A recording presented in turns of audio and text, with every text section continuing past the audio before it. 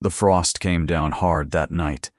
By the time the assembly opened its doors, the yard behind the rooms at Sedgeholm had gone white and slick as a dinner plate, and the ostlers were throwing sand from a bucket that was already half empty. Lowen Cray stood at the bottom of the steps and scraped ice from the stone with the edge of her boot. It was not her work. Nobody had asked her to do it, but that step was the only way in and out for every woman in the building, and half of them were older than her mother, and the stone had a shine she did not like. So she scraped, tread by tread, until the white broke up and went gray. The cold got into her fingers first and then her wrists. She could smell lamp oil and wet stone, and from behind the building, the warm, heavy smell of horses standing close together in the dark. Fiddle music came through the wall in pieces. Somebody was tuning a string and getting it wrong. She was 2 miles from her father's yard. She was a long way from anybody in that building who would have called her a friend. She had come in the carrier's cart with her aunt, and meant to spend the evening standing near the door. You could see the whole of a room from a door and be no part of it. Idiot. Her mother had turned this gown twice, and had done it so well that only another poor woman would know. Her father had trained hunters for 22 years, and now trained none. He did not speak of it. That was the worst of it. Every morning he still went out to a yard with 11 empty boxes in it and swept the aisle as though something were coming back. Elowen straightened and blew on her hands. Then she heard the crack. It was not loud. That was the strange part. A small dry sound, like a hazel switch broken over a knee, from the far end of the yard where the carriages stood waiting in a line. She stopped, with her breath still white in front of her face. Then came the other sound, and that one she knew. A horse screaming. She did not go back for her shawl. She did not call the ostlers. She did not think at all. She went along the wall because the middle of the yard was ice, and even so her feet went from under her once, and she came down hard on her hip and got up and kept going. At the end of the row, a lamp had fallen and lay burning in its own oil, and by that light she saw the whole of it in one look, a team of 4. The near leader down with one foreleg through the traces, thrashing, and every time it thrashed, the pole swung and the other 3 shoved backwards against the carriage. The carriage had come round at an angle. Between the wheel and the wall there was a boy. He was small. A postilion, perhaps 10 years old, on his knees with his back to the stone and his arm caught under the wheel rim, and he was making no sound at all, which frightened her more than the screaming did. 2 ostlers were at the horse's hindquarters trying to cut the traces. That was wrong. Her father had told her so when she was 7 years old. You do not go to the back of a frightened horse. You go to its head, and you take its head, and you do not let it up until it has agreed to be quiet. Elowen dragged the shawl off her shoulders as she ran. She came in at the shoulder where the animal could see her and put her flat hand hard against its neck and said low and level that nobody was going to hurt it. Then she got her fingers into the cheek piece and pulled the head down toward the ground and held it there. A horse cannot rise with its head held down. She had known that her whole life and had never once had to use it. And the leather was frozen stiff, and the buckle had a torn edge, and the first heave nearly took the strap out of her hands and opened her palm along the base of the fingers. She felt it go. She did not look. She got the shawl over the horse's eye with her other hand, and leaned her whole weight down through her arms. She did not let go when it heaved. She did not let go when the pole came round and struck her across the shoulder and turned her half about. She did not let go when the ostler behind her shouted at her to get back. Girl, get back! She put her mouth close to the flared nostril and breathed out slowly, the way her father did, warm breath into a frightened animal, and she went on talking in the same low voice about nothing at all. The frost, the music, the ice on the step. The horse stopped fighting. It happened all at once, the way it always does. The great neck went heavy in her hands, and the breath came out of it in one long shudder, and it lay still with her shawl over its eye and its flank going in and out against her knee. Now, she said, take him out now. 3 men got hold of the boy and drew him from under the rim. He came free and then began to cry, which meant he was alive, and one of the ostlers carried him off toward the lamp-lit door with his head against his shoulder. She stayed where she was until the leader was cut loose and got up shaking and stood there sound. Only then did she let go of the bridle. Her hands did not want to open. She had to make them. When they did, there was blood across both palms, and she wiped them on her skirt because there was nothing else, and the skirt was ruined in any case. She laughed once. It came out wrong and she stopped it. The carriage stood at its bad angle, and the near lamp had a crest painted on the glass, and she did not look at it. She had no interest at all in whose carriage it was. She wanted her shawl and she wanted to sit down. The shawl had a hoof print through it and was not worth carrying. She left it. Her aunt found her at the foot of the steps and made a noise of pure horror and took her by the wrist and pulled her in through the doors because the only clean water in Sedgeholme that night was inside the assembly rooms. That was how alone Cray came into that ballroom. Her hem was black to the knee. Her hair had come down on one side. Her palms were open, and she held them away from her gown so as not to mark it, which meant she walked in with both hands turned up before her like a woman begging. The music did not stop. It never does. But a great many faces turned. Near the fire, at the top of the room where the good chairs were, a tall man stood with his back half to her. He had been there 2 hours and had been introduced to 9 young women in that time, each brought to him by a mother. He had a face like a closed door. He had not danced. A woman in purple got hold of Eloin's elbow, before her aunt could prevent it, and steered her up the room and said, in the bright carrying voice of somebody who has seen an opportunity and means to have it, "Your Grace, forgive me. You must allow me to present Miss Cray." The tall man turned. He looked at her for perhaps 2 seconds. He took in the ruined hem and the fallen hair and the open hands held out in front of her, and something in his face closed further than it had been closed before. He turned back to the gentleman beside him. "She is not worth my attention," he said. He did not trouble to lower his voice. He had not lowered it all evening for anything else. The fiddles went on. The set went on. Eloin stood in the middle of that floor with her hands turned up and the blood going tacky in her palms, and she heard the words move out through the room the way rain begins on a roof, first in one place and then everywhere. She did not answer him. She did not curtsy. She turned and walked the whole length of the room to the door with her chin up and her back straight, and she did not hurry, and she did not look at one single face on the way. The carrier's cart got them home a little after midnight. Her mother was still up. Nesta Cray took one look at the hands and said nothing at all, which was her way, and put the kettle over the fire, and got out the good linen that was kept for bandages, and never for anything else. The palms were worse in the light than in the dark. The left had a clean split along the base of the fingers. The right had a ragged tear across the thumb where the buckle had dragged. "You will not hold a rein for a fortnight," her mother said. "I know it." Her father came in from the yard with the lamp still in his hand. He had been out to the empty boxes. He did that every night, and everybody in the house had long ago agreed not to mention it. He set the lamp down and looked at his daughter's hands for a while. "Whose team? I have no notion. You held a leader down on ice by the cheekpiece. There was nobody else who would go to the head. Hollis Cray did not praise her. He had never praised her in her life, not once, and she had stopped waiting for it at about 14. He only nodded slowly twice, and she understood exactly what the second nod meant, and it was worth more to her than a speech. Then he saw the strap. It had come away with her when she finally let go, a torn length of frozen cheekpiece as long as her forearm, and it had been in her fist the whole way home, and she had not once noticed it was there. Her mother lifted it off the table and made a face at the blood on it. Her father took it out of her mother's hand.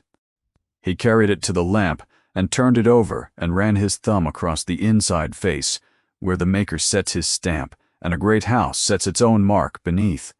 He went very still. "What is it?" said her mother. He put the strap down flat and turned it so the lamplight fell across the mark. Alowan leaned over and saw a small bird stamped into the leather with no feet, a martlet, and beneath it 2 crossed keys. "That is Sayre," her father said. The kettle began to sing behind them. Nobody moved to it. "The house of Sayre," that is, the Duke of Ilbury's mark. That was Ilbury's team, Alowan. That was Ilbury's boy under the wheel. Alowan sat down slowly on the settle, with her bandaged hands in her lap. She thought of the tall man by the fire with the closed face. She thought of the 2 seconds he had spent looking at her.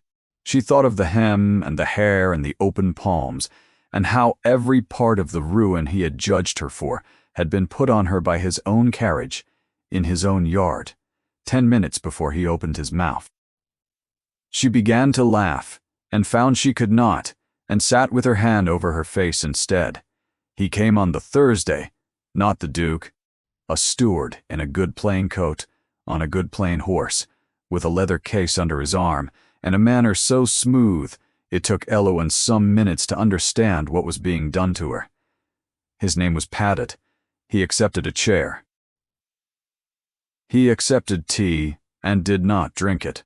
He said His Grace had been informed of the events at Sedgeholme, that the boy, whose name was Tam, had a broken forearm and would keep the use of it, and that His Grace was sensible of a very considerable obligation. Then he opened the case. There was a purse in it, and a paper, and the paper was the thing that mattered. Paddock laid the purse down first because that is how it is done. 50 guineas. Her mother made a small sound. 50 guineas was more than had come into that house in 3 years.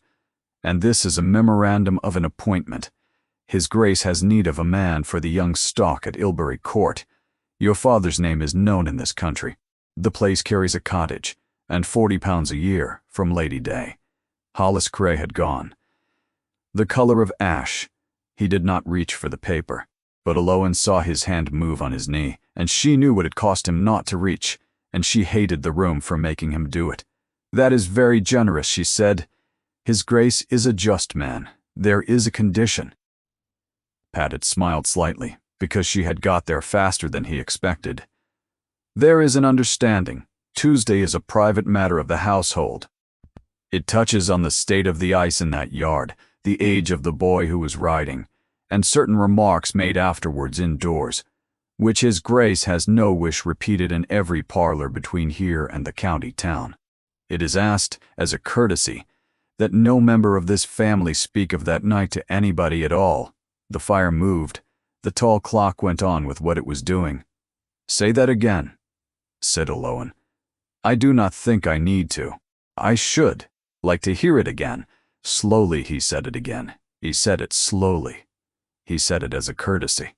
Alowan looked at the purse for a long moment, then at her hands which had not closed around a cup in 2 days. "I want to be certain I understand you. The money is not for the horse. The money is not for the boy. The money is for my silence. That is a hard way of putting it. It is the true way. You have come to buy a thing from me, and I should like it named correctly before it is sold." "Alowan," said her father. "No, Papa, £40 a year. I know what £40 a year is." Her voice did not rise. It had never once in her life needed to rise. "I know it better than anybody in this room, because I have watched you go out to 11 empty boxes every night since I was 19 and sweep an aisle no horse walks down." Her mother had begun to cry quietly into her apron. "I went into that yard because there was a horse down and a child under a wheel, and I would have gone if the carriage had belonged to the king or to the man who mends the road. Nobody offered me money at the time. A thing worth nothing to your master on Tuesday night has become worth 50 guineas by Thursday morning, and the difference between the two is not gratitude. It is fear of what people will say." Paget's face did not change. "You may tell His Grace he owes me nothing, and take his money away with you. And tell him this also, in my words, and not softer ones. Tell him I will not be paid to be quiet. If he wants my silence, he may have it for nothing, because I have no interest whatever in speaking of him, but he will not purchase it, and he will not purchase my father with it. A man who hires a stable master in order to close his daughter's mouth has not hired a stable master. He has bought a hostage. My father is worth more than that. He was worth more than that when he had 11 horses, and he is worth more now that he has none. Nobody said anything. Paddock closed the case, purse and paper together. He stood and took up his hat, and at the door he paused. "May I ask your age, Miss Cray?" "I am 22. I have been in service to that family 19 years, he said. "I have carried a great many purses to a great many doors. I have never carried one out again." Then he went, and they heard the horse go down the lane until there was nothing but the fire. Her father sat with his hands on his knees and his head down. "Lady Day," he said at last. "The lease falls due at Lady Day, £80. I have got 14. I know." "Then what have you done to us?" She had no answer for him. She sat in the quiet with her bound hands in her lap, and outside the window the light went along the tops of the empty boxes, and off them again, and somewhere in the dark a bird that had no business singing in March sang anyway. He came himself on the 9th day. There was no warning of it. Aloan was in the yard with a rope looped twice around her right forearm, because her hands would not close yet, and a loop around the arm will hold a young horse when fingers will not. The colt on the end of it belonged to a farmer at Ombersley, who had asked her father to take the edge off it, and her father had gone to market, and so it was her. She heard the horse in the lane and thought it was the farmer come back early. It was not the farmer. He rode a big brown gelding into the yard at a walk and stopped, and for a moment neither of them did anything at all. The colt swung its quarters, and Aloan turned with it and let the rope run and brought it back without looking away. He got down. He was very tall. That was the first thing, and it was the whole thing. He stood in the middle of that yard in a black coat, with the morning's rain still on the shoulders of it, and behind him along the south side stood the 11 empty boxes with their half doors bolted back, and he seemed to take up more room than the 11 of them together. He looked down the line of the boxes before he looked at her. She saw him count them, the way a man counts who knows what he is counting, and saw him understand what 11 empty boxes with the doors bolted back and the aisle swept clean meant about the people in that house. "I am looking for Hollis Cray," he said. "He is at Marlington Market until Friday. Then I will speak to his daughter. You are speaking to her." He came 3 steps closer and stopped, and she watched him look at her properly, for the first time in his life. She knew the exact moment it happened. She had thought it might be gradual. It was not. His face did not move, not the mouth, not the brow, nothing at all, and yet something behind it fell over. All at once, the way a stack of slates goes. "We have met," he said. "No, Your Grace, we have not met. You were shown me." He did not answer that.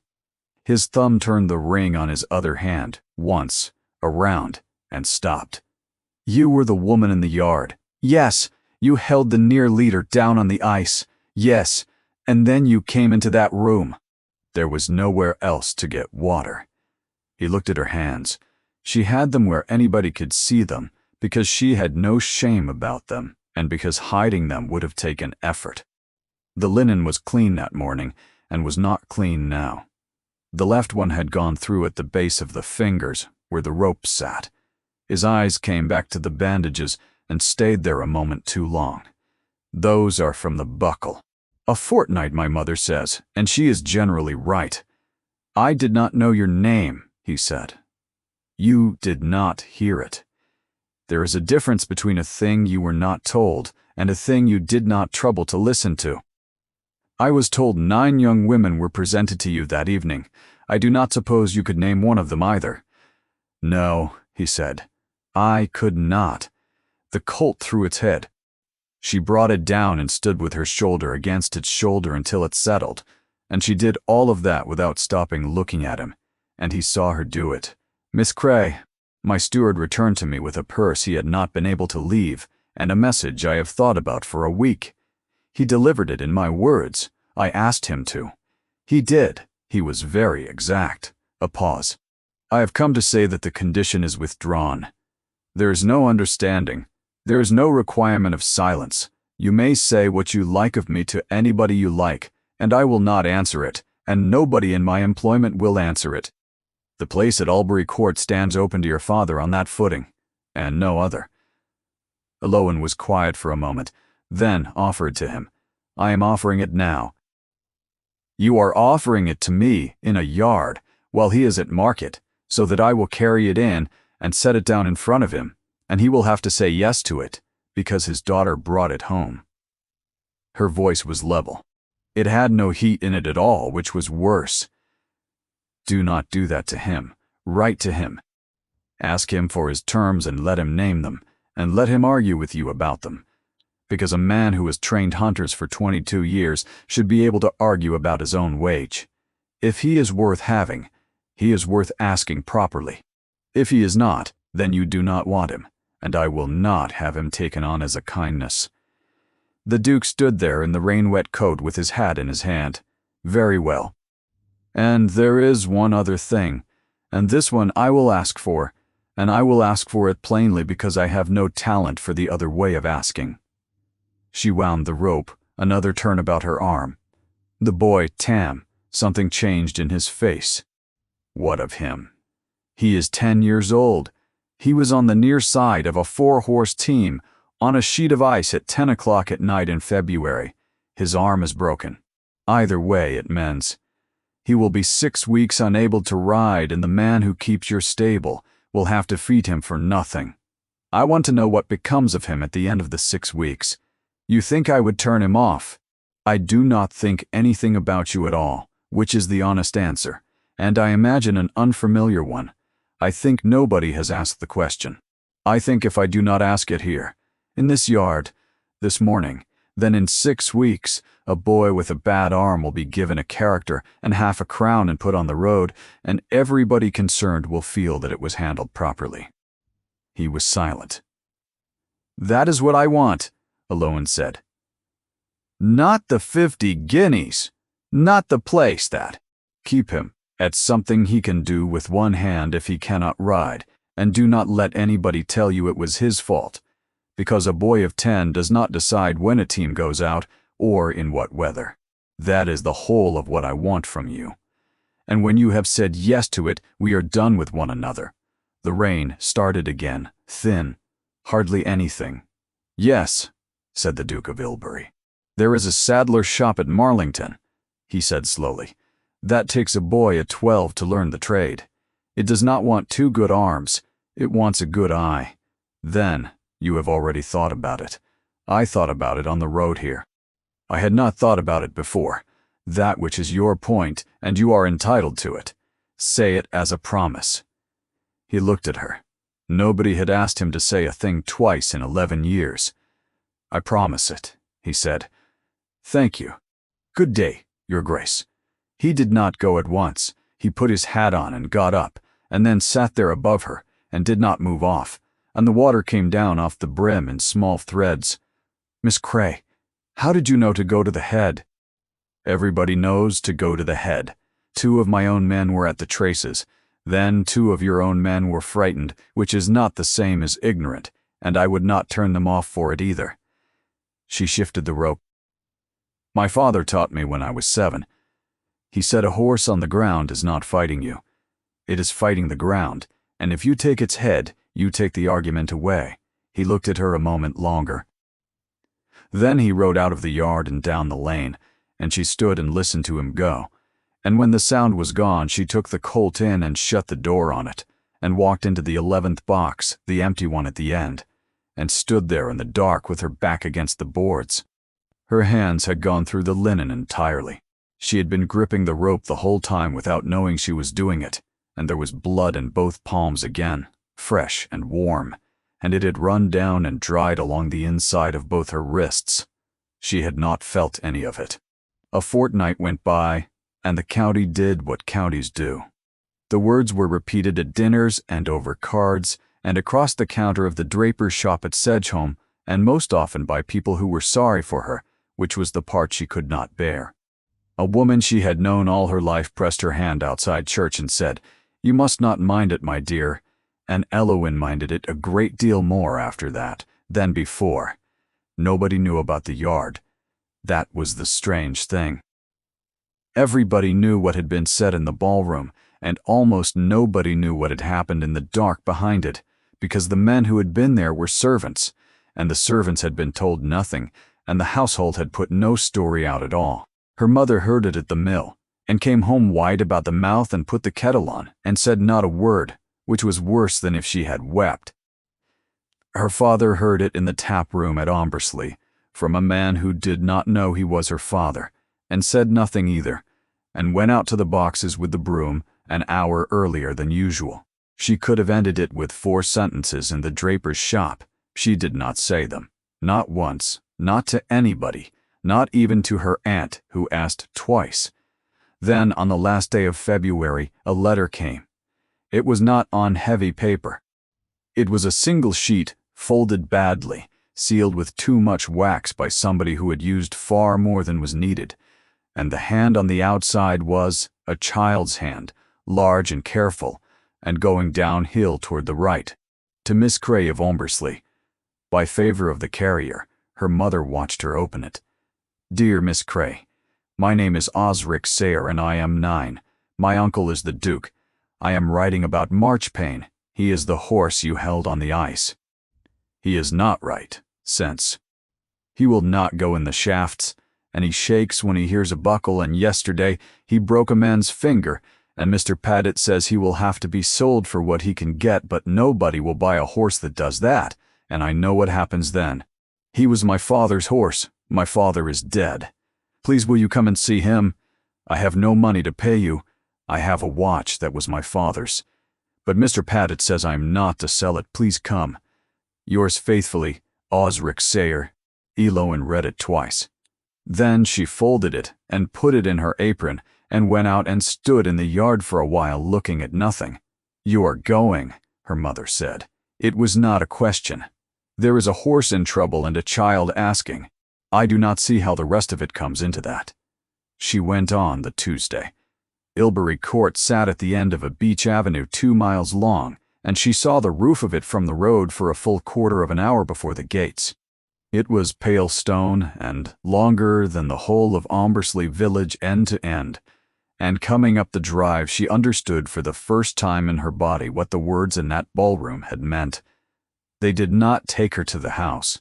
She had not expected them to, and she was glad of it, and she was also aware of being glad of it, and did not entirely like that in herself.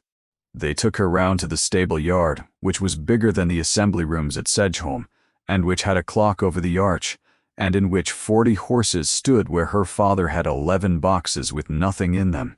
A boy was sitting on the mounting block in the cold, waiting, and had plainly been sitting there a long time. He got up so fast he nearly went over. You came. I came. I thought you would not. Mr. Paddett said, a lady would not come for a letter from a boy, and I said you would. He was small for 9, dark-haired, in a good coat let down at the wrist.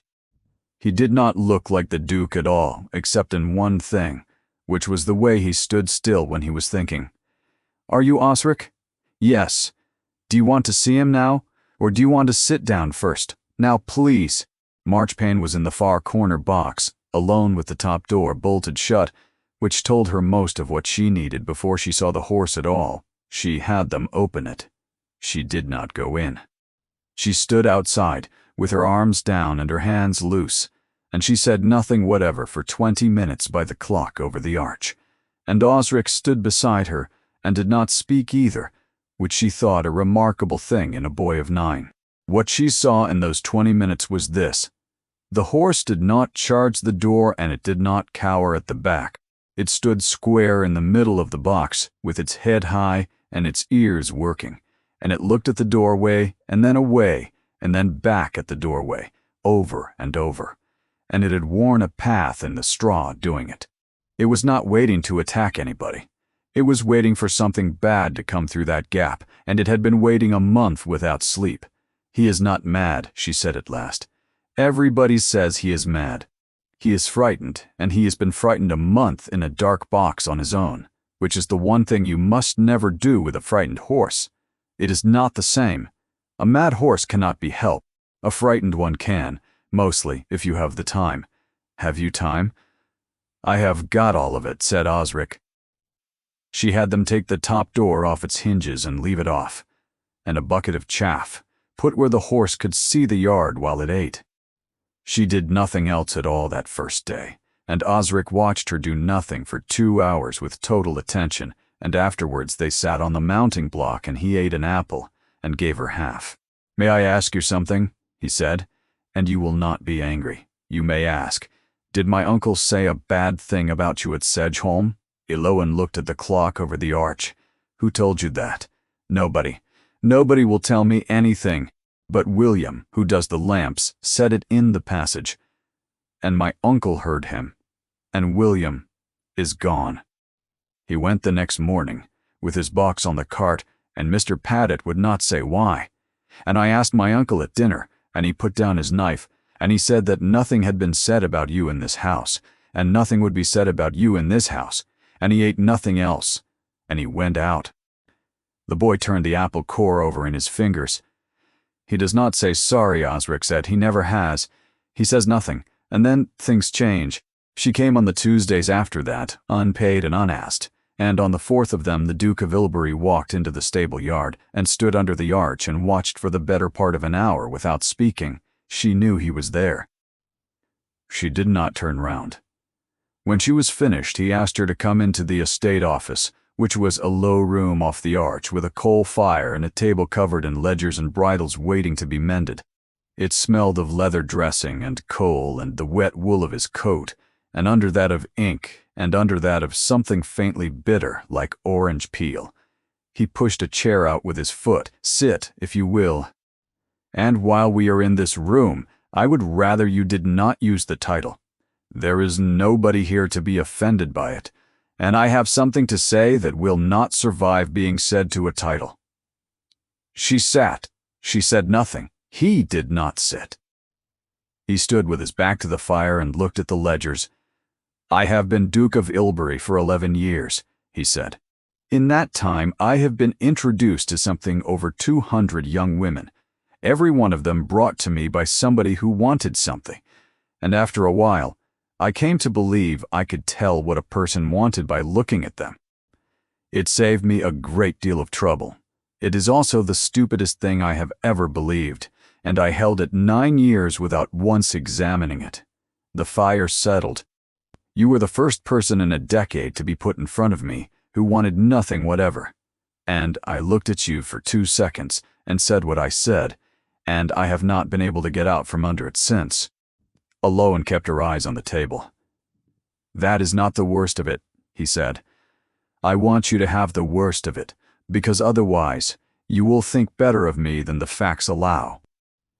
When Paget came to me the next morning and told me a young woman had held the near leader and got Tam out, my first feeling was not gratitude. It was relief. Relief that it had cost me nothing. And I sent a purse, and I put a condition on the purse, and I told myself the condition was to protect the boy and the household, and it was not. It was to protect me. That is what I did with your hands, Miss Cray. I priced them, and I attached a term. He turned the ring on his finger once and stopped. I am ashamed of the purse in a way I am not ashamed even of the words. The words were stupidity. The purse was calculation. A man can be forgiven for the first. Eloan sat for a while with her bandaged hands in her lap. May I tell you something, she said, so that you understand why I sent it back. It was not pride. Everybody has decided it was pride, and it was not. Tell me, my father had a friend called Warrener. He was a trainer, over at Culven, a better horseman than my father, and he would say so himself. 20 years ago a colt in his care went down on the gallops with a great house's money on it, and it was not his doing, and the house paid him £300 in a condition, which was that he never speak of the mourning. He took it.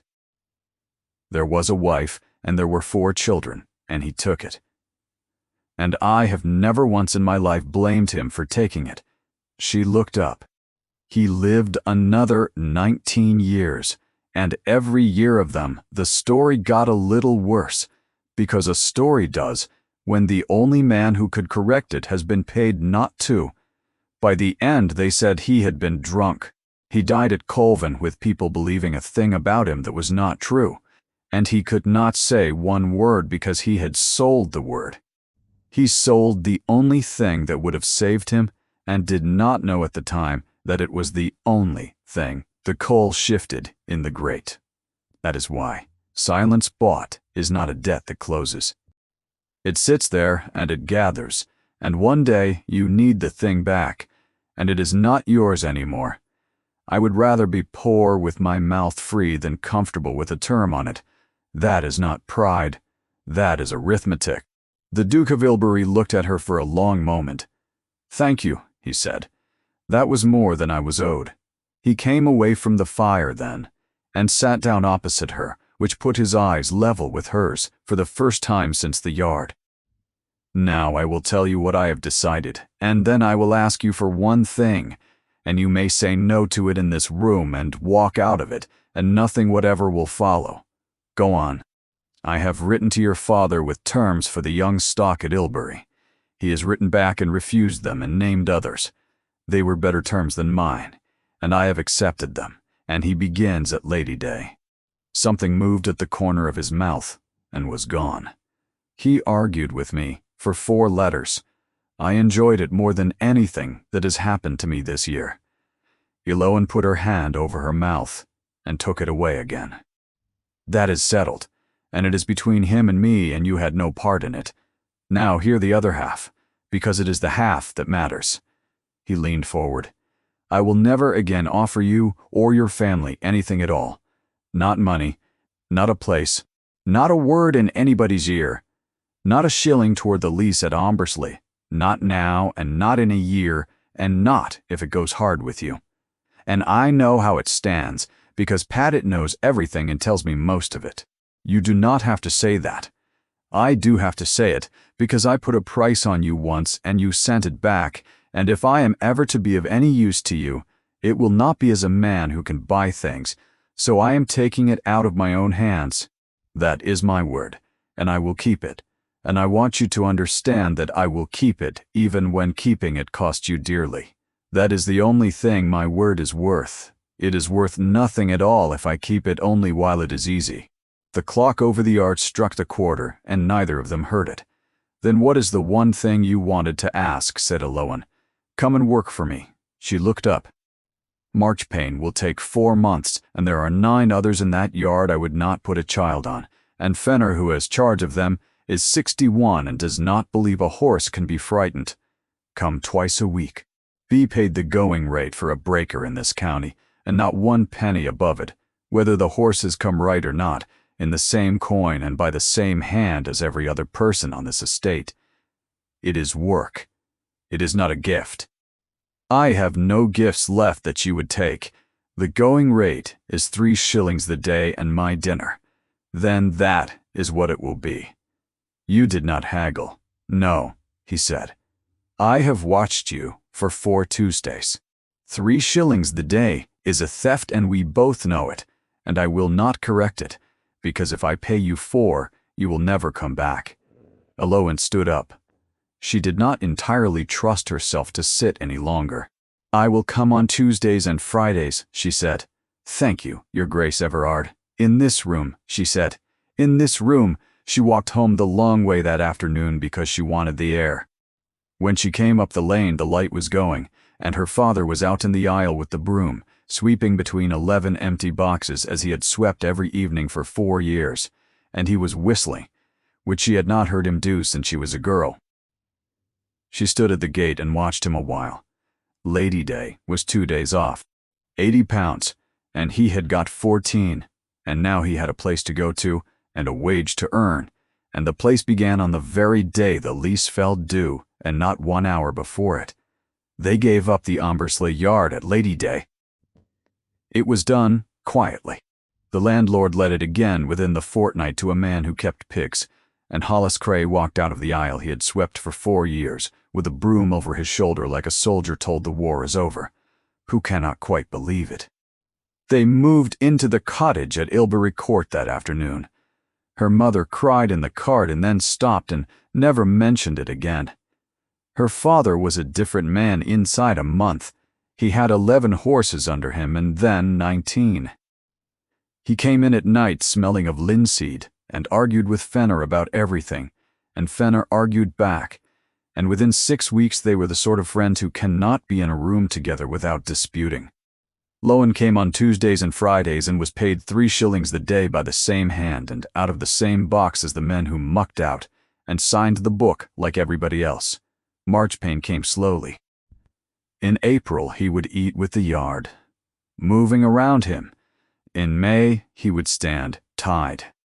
In June he let Osric put a hand flat on his shoulder, and Osric looked round at Elowen with his whole face changed, and neither of them said anything at all, because saying anything would have spoiled it. She saw the Duke perhaps twice a week, and they spoke of horses and of nothing else. That is not quite true. Once he asked what she read. Once she asked why the West Range was empty, and he said his father had built it for hounds and he had never liked hounds, and they were both silent a moment because it was the first thing either had said about a father. But there was never anything in it that could have been reported. Everybody, as it happened, was listening. The June assembly at Sedgeholme was the largest of the year, and her aunt asked and Elowen said no, and her aunt asked again, and Elowen went to bed and lay awake and got up in the morning, having changed her mind entirely. "You do not have to," her mother said. "If I never go into that room again, then what he said in February is the last word on the subject, and it stands forever. I would rather it did not stand." She had 4 months of wages. She had never had money that was hers by the week, and she found she had views about cloth, and bought a grey silk that was not fashionable, and had it made plainly, and her mother did the sleeves. She went in at 9:30 on a warm night through the same doors, up the same steps. Over the stones she had once scraped clear of ice. The room did what she had known it would do, a little quiet, moving out from the door. It was easier than she had feared, because she had been through the worst version of it in her head, about 400 times, and the real one was smaller. She got halfway up the room before she saw him. He was standing by the third window with 2 men, talking to him, and he was not hearing one word of it. He had turned when the room quieted, and then he simply did not turn back. He looked at her the whole way up that room. He did not look away when one of the men asked him a question twice. He did not look away when the fiddle started the next set. He did not look away when the woman in purple, who had brought Elowen to him in February and had not spoken to her since, put a hand on his sleeve and said something bright, and he answered without hearing himself, and never took his eyes off the grey silk moving up the far side of the floor. By the time he crossed to her, the room had understood. "Miss Cray, Your Grace, will you stand up with me?" It was not phrased as a question. He heard that himself and something went across his face. "Will you stand up with me?" he said again. "If you would rather not, say so, and I will go and stand by that window until the end of the evening, and no one will think anything of it. Everyone will think something of it either way. Yes." "Then yes," said Elowen. They danced the whole of it and said almost nothing. Twice they were separated by the figure, and twice they came back, and the second time he said very low as their hands passed, "Your hands have healed." Mostly. That was all of it. That was the entire conversation. At the top of the room, in the best chair, a woman of about 70 in dove gray sat with her hands in her lap and watched them from the first bar to the last, without moving so much as her chin. The note came on the Monday. It was not from him. It was written in a fine old hand on paper with a decollage, and it said that the Dowager Duchess of Ilbury would receive Miss Cray at 11 o'clock on Wednesday morning, and it did not ask whether Wednesday was convenient. Her mother read it over her shoulder and sat down. "You need not go. I am going. Alone. She will look at me whatever I do. I would rather she did it to my face." She was taken into the house this time, which was itself a piece of information. The long gallery, the marble, the smell of beeswax and cut flowers and cold, Her shoes made a noise the whole way. She was shown into the library, which had 9,000 books in it, and one very small fire. There was no tea, there was no offer of any. The Dowager Duchess Amabel Sayre sat in a straight chair by the window with her back not touching it. "Miss Cray, you may sit if you wish." Eloin sat. "I shall be direct with you because I am 71 and have not the time to be otherwise, and because you struck me on Saturday as a young woman who would prefer it. I would." "Very well." The old woman folded her hands. "My son has been Duke of Ilbury for 11 years. In that time he has not danced once. Not at Sedgeholm, not in London, not at his own house. I have watched him refuse the daughters of 3 earls, and I have watched him become, in consequence, a man that people find it convenient to describe as cold. On Saturday he danced with a horsebreaker in front of 200 people, having in February called her not worth his attention in front of 150 of the same faces. I am aware of what happened on Saturday. You are not aware of what it costs." Amabel's voice did not rise either. It was the same trick, and Eloin recognized it and disliked recognizing it. Here is what is being said in 4 counties this morning. Either the Duke of Ilbury insulted a respectable young woman and has been brought to heel by her, which makes him ridiculous, or he has taken up with a servant on his own estate whose father he employs and whose wages he pays, which makes him worse than ridiculous. There is no third account.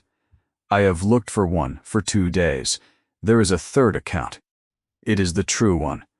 It is not being said because nobody has been told it. Then tell it. I will not. If I stand up in the draper's shop in August and explain that I held your son's leader on the ice in February, after he has danced with me in public in June, then I am a woman producing a defense, and a defense is what guilty people produce. It would have been worth something in March. It is worth nothing now, and I have only myself to thank." The Dowager Duchess looked at her for a moment with something that was not quite approval. "You are a great deal cleverer than I was told. It makes no difference. Nobody will believe it, my dear, and that is a different thing from its being untrue." The old woman leaned forward very slightly. "Now attend, because this next part is not about you and I want you to hear it properly. Go on. My younger son died 4 years ago and left a boy of 5.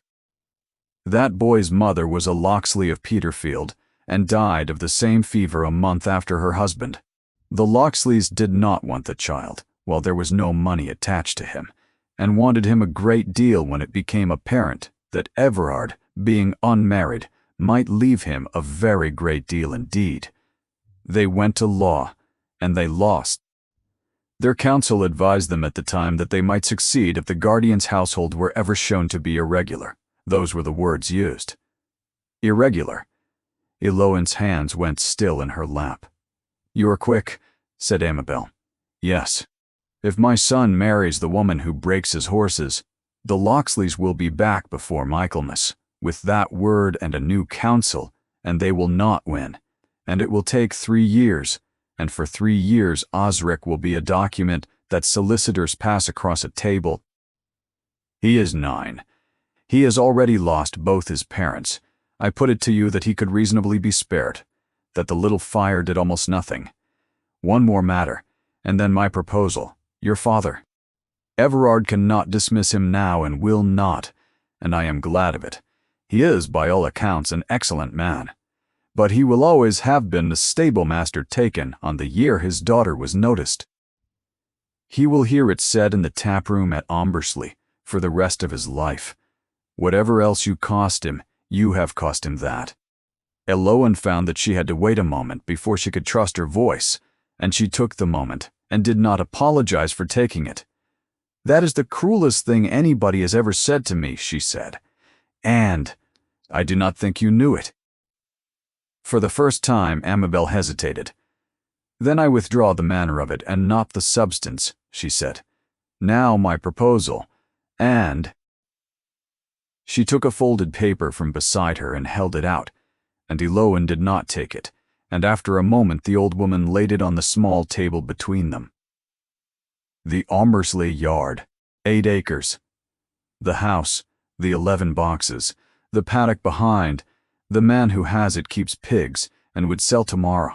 I will buy it and settle it on your father freehold, in his name, with no condition any lawyer could find, so that he need never again be anybody's servant. That is not a wage, and it is not a purse. It is his own gate to shut. Elowen looked at the paper for a long moment. And in exchange, you will not see my son again, except across a stable yard. The clock somewhere in the great house struck the half-hour. May I ask you a question first? Said Elowen. You may. Was there another one before me? Was there one you stopped? Amabel. Sarah's face did not change, but her hand closed on the arm of the chair and did not open again, and Elowen watched it happen and was not glad.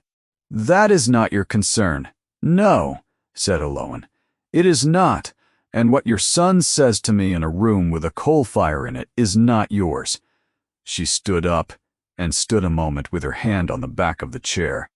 I am not going to argue with you, because you are right about a great deal, and I am not fool enough to pretend otherwise. You are right that people are saying both those things. You are right that the Loxleys will come. You are right that my father will hear it in the tap room, and I shall have to live with that, and I shall. But I will not take that paper, not because I am proud, because I've done this once already. A man came to my father's kitchen in February with 50 guineas and a condition, and I sent him away, and it cost us the yard, and I would send him away again this morning. You are offering more money and a better condition, and it is the same transaction.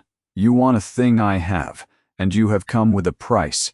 I have told one man already this year that I will not be paid to be quiet. I am telling you now that I will not be paid to go away. Sit down, Miss Cray. No, thank you. I said, sit down, and I said, no. She did not move from where she stood. If your son does not want me, he is entirely capable of saying so, and I promise you he will find me easy to convince, but he will do it himself, in his own words, and not by way of a paper on your table. Good morning, Your Grace. She walked the length of the gallery with her shoes, making that noise the whole way, and her legs shaking so badly by the end of it that she had to stand a moment in the porch before she could manage the steps. He was not there on the Friday. He was not there on the Tuesday after it. Fenner said His Grace had gone up to London on business and had not said when he would come back, and said it in the flat way of a man who has been told to say it that way. Elowen went on with the horses. There was nothing else to do, and there were 19 of them, and they did not care in the smallest degree what had been said in a library. She counted the days without meaning to. That was the humiliating part. She had never been a person who counted days, and now she was one, and she did it while she was working, and while she was eating, and while she lay awake in the small room at the back of the cottage, listening to her father snore through the wall. 9 days. A fortnight. 19 days. Marchpane went in the long reins on the 21st day, and did not turn a hair at the buckles, and Osric ran the length of the yard shouting for somebody to come and see, and there was nobody to come except Fenner, and Tam at a run with his arms still strapped, and the 3 of them stood there very pleased and slightly at a loss. "Will you write and tell him?" Osric said. "No. Why not?" "Because it is your horse and your news." The boy wrote that evening, and she posted it herself, and she did not put anything in the envelope, and stood at the box in the lane rather longer than a person needs to. On the 24th day she went into Sedgeholme to buy webbing at the saddler's, and she came out into the high street with the parcel under her arm, and instead of walking to the carrier's, she walked down the side of the assembly rooms, and round to the back. The yard was empty. It was August and 6 in the evening, and the cobbles were dry and warm, and there was straw blowing about in the corners. No carriages, no lamps lit. A cat on the mounting block. She stood at the place. She knew it exactly. The wall where the boy had been, and the mark where the wheel rim had gone in still there, a bright scar in the gray. She put her hand on the wall. I have been here 9 times since February. She did not turn round at once. She finished putting her hand where she had been putting it, and then she took it away, and then she turned round. He was standing in the archway with a horse behind him and the reins over his arm, and he looked terrible. He had ridden from London and most of the night to do it. There was dust to the knee of him. He had no hat.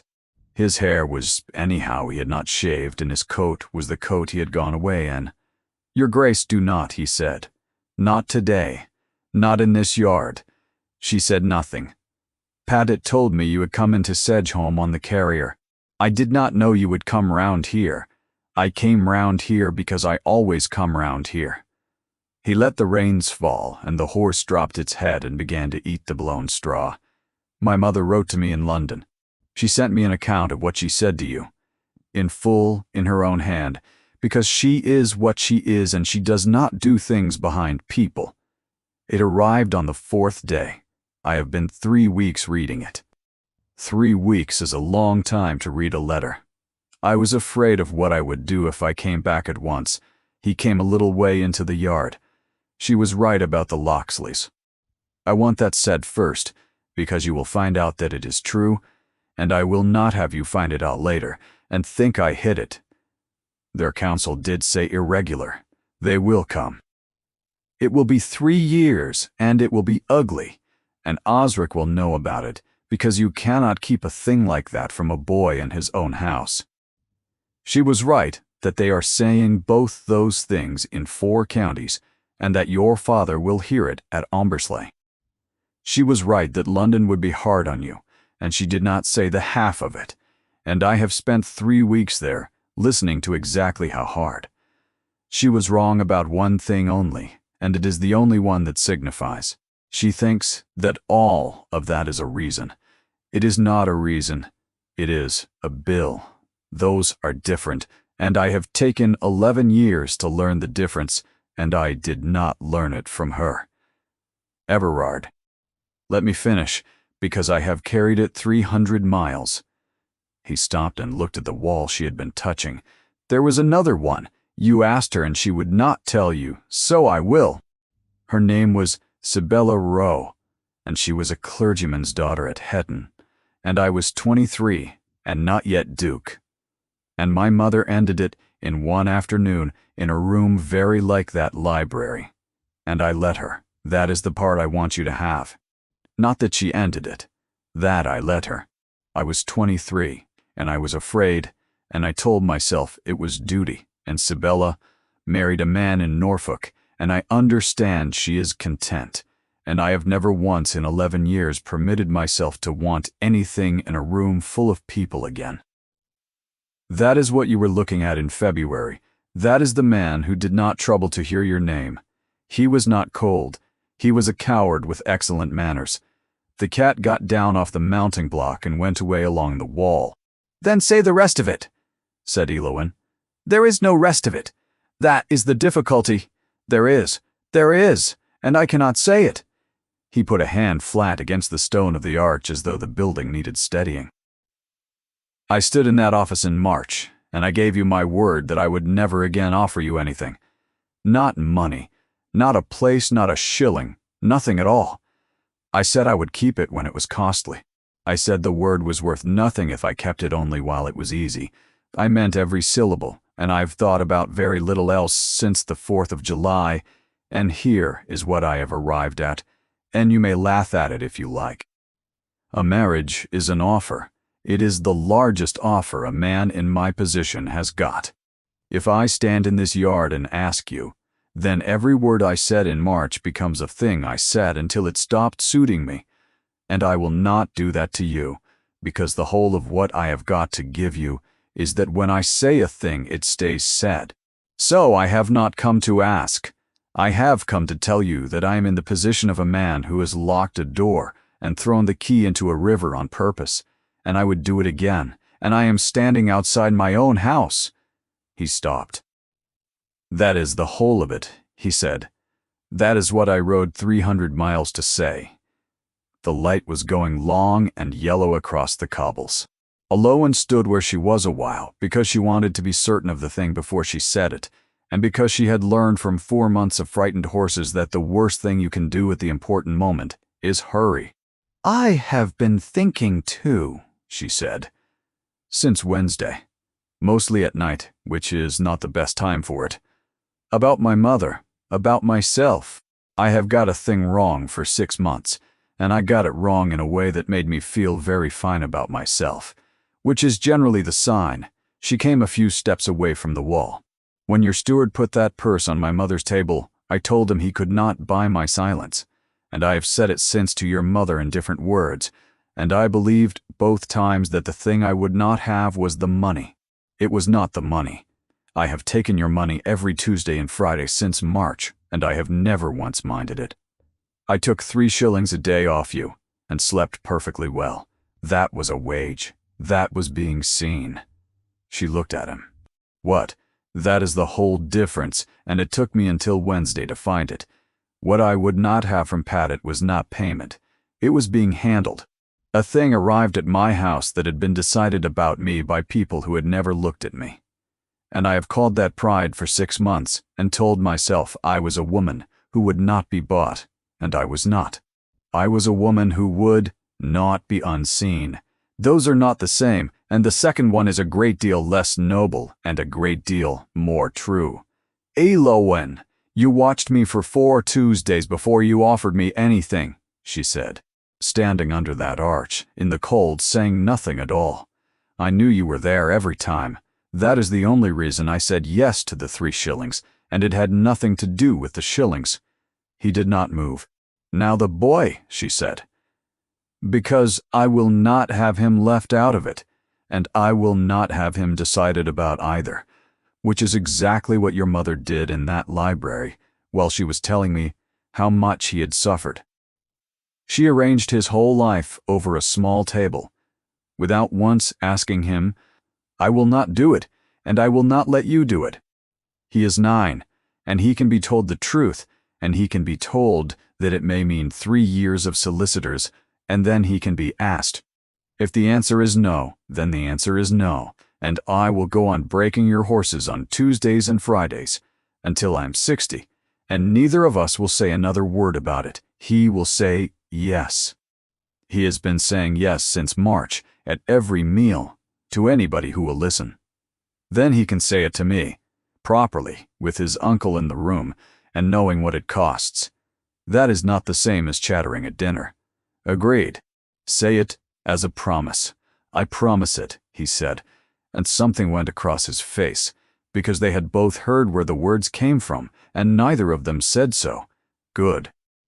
She stopped then, and the stomping went on rather too long, and she discovered that her heart was going like a hoof on a board. "Everard, you gave me your word that you would never offer me anything." "I did." "You did not say one word about what I might offer you." He went very still. The horse pulled another mouthful of straw, and the sound of it was enormous. "That is a piece of lawyer's work," he said unsteadily. "It is not. It is the plain sense of it. You bound your hand. You did not bind mine, and you could not have, because they were not yours to bind." She took a breath.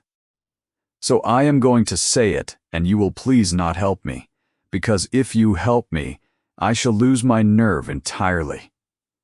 I know what it will cost. I know about the Loxleys and the 3 years and the 4 counties and the tap room at Ombersley.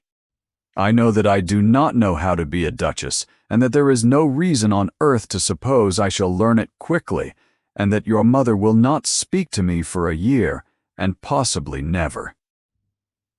I have counted all of it, and I am not going to pretend to you that it came out light, because it did not.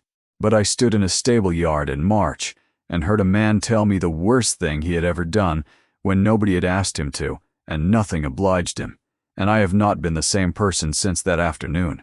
And I have counted 24 days without seeing you, and I know what each one of them was. So, Everard Sayer, I am asking you to marry me, not because of the horse, not because of the boy, not because of anything that happened in February at all, Because you looked at me for 4 Tuesdays before you said a word, and I have never in my life been looked at like that, and I find I do not want to go back to not being. He did not cross the ground in 3 strides. He did not sweep her up. He came 2 steps and stopped and stood there in the dust with his shirt open at the throat and his hair anyhow. And he was not a duke of anywhere at all. Yes, he said, you might think about it.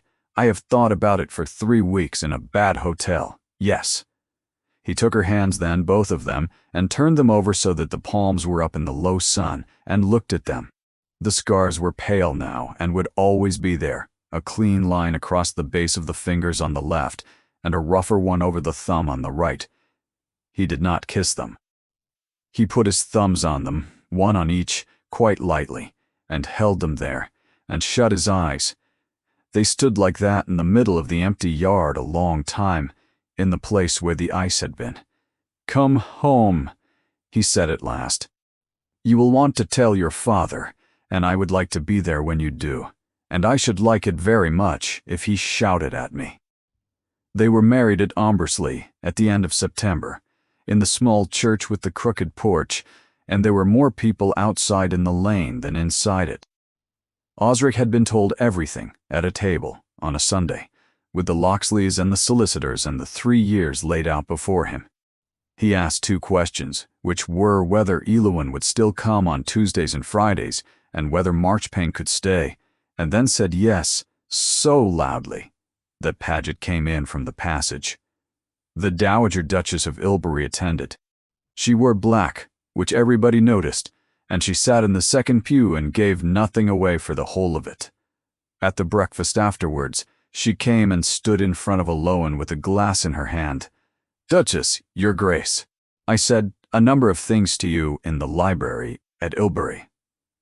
You did. I do not withdraw them. Every one was true, and most of them will happen. And you will remember this conversation in about 18 months in a room in London and not enjoy remembering it. I expect that is so. I was, however, wrong about one particular," said Amabel Serre, "which is that I believed you would take the paper." She drank from the glass. "You will find me not warm," she said. "I have never been warm, and it is far too late to begin. But I am not a fool either, and I know what I am looking at, and I have not seen my son look like that in 11 years. She handed her empty glass to a footman without turning round. "Come to me on Thursdays, and I will teach you what the wife of a duke is obliged to know. It will take a year, and you will find me disagreeable throughout. Thank you. Do not thank me. Be on time." She never spoke of the library again. That winter, at a dinner in Grosvenor Street, a gentleman who thought he was being amusing repeated the words spoken at Sedgeholme to a table of 14, and the Dowager Duchess of Ilbury put down her fork and observed, into a silence that went on a very long time, that she had been present and he had not, and that what her son had in fact said was that he had not been worth Miss Craye's attention, and that she had always thought the remark showed unusual self-knowledge. It was not true. Everybody at that table knew it was not true. Nobody in London repeated the story again. The other thing she learned in the October of the following year, by accident, at Culven, from a woman she had gone 14 miles to buy a mare from. Bethan Hobbs was the daughter of the head groom who had been at Culven 20 years before, and when she heard the name Craye, she put down the halter she was holding. "Your father was a friend of Mr. Warriner. He was—" "Then you will have heard about the paper." "What paper?" Bethan Hobbs took her into the kitchen and got a folded newspaper out of a drawer, where it had plainly been living a long while, and put it on the table and turned it round. It was the county paper for the 3rd week of March. Nearly the whole of a column. A sworn statement taken before a magistrate from the former head groom of that establishment, then 79, setting out what had occurred on the gallops 20 years before, naming the colt and the ground and the man who gave the order, and stating plainly that the trainer Josiah Warriner had been neither present nor responsible, and had been prevented from saying so by an instrument. He had signed underneath a note that the costs had been met by a person who did not wish to be named. "My father was dying when they came for the statement," said Bethan Hobbs. He had wanted to say it for 20 years, and nobody had ever asked him. There was a gentleman came himself, in March, in the snow, and sat with him 2 hours, and would not take a chair by the fire, and had it written and witnessed, and paid the magistrate's man and the paper, and went away. He would not leave a name, but there was a crest on the carriage lamp, and I am not a stupid woman. Eloan stood in that kitchen with her hand flat on the paper. The 3rd week of March. She had told him about Warriner in the estate office at the end of February. "Mr. Warriner's widow is still living," said Bethan Hobbs. "She is at Hetton with her son. She has got it framed." She said nothing to him about it that day, nor that week. She said it in December, in the small room off the library that they used, because the library was too large, when the snow had come and Osric was asleep upstairs and the house was quiet. "I was at Culvin in October, so I understand. You bought a mare that is too good for the money, and Fenner is insufferable about it. I saw the paper." He turned a page. "Which paper?" "Everard." He did not look up. He read for some seconds more, and she let him, because she had spent a year learning that he did it when he was cornered, and that it was not rudeness. "The old man was 80 by the summer," he said at last. "It could not have waited. You never told me. There was nothing in it to tell. I paid a clerk and a magistrate's man £4 and some shillings, and sat in a cottage 2 hours. The whole of it was done by a groom of 79, who had been waiting 2 decades for somebody to walk through his door. You went in the snow. It was March. It snows in March, Everard." He looked up then. "You told me about that man in the estate office," he said, "and I sat there afterwards an hour by myself, and I thought, that is what I did to her with the purse. Precisely and exactly that. And if she had been a poorer woman or a more frightened one, she would have taken it, and in 20 years, she would have been the one who could not speak." He shut the book on his finger. "I could not do anything about February. It had happened, so I did the only piece of it still open, and you did not tell me. If I had told you, it would have been a purse again," he said. "You would have had to be grateful. I did not want you grateful. I have had quite enough of people being grateful to me, and it has never once done either party any good." Eloan sat looking at him. "Thank you," she said. "You are not to make anything of it. I am making a great deal of it, and I shall go on making a great deal of it for about 40 years. Then I shall have to bear it," said the Duke of Ilbury, and went back to his book. And a minute later she saw that he had not turned the page. The Loxleys came in the spring, as Amabel had said. It took 2 years and 7 months, rather than 3, and was every bit as ugly as promised. And Osric was told the truth at every stage, because Eloan would not have it otherwise. He was 13 when it ended. On the evening the last judgment came down, he said nothing at all at dinner. Afterwards he came and found her in the small room and stood with his hands behind his back like a boy about to recite. "I have got something for you, and you are not to say no." He brought it out. It was a watch, old, gold, worn thin at the back where a thumb had rubbed it 30 years.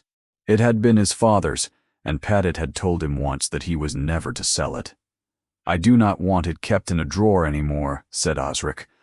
"I want it carried, and I have thought a long time about who by, and it is you." Eloan took it. She did not make a moment of it, because she had learned from him that he could not bear a moment being made.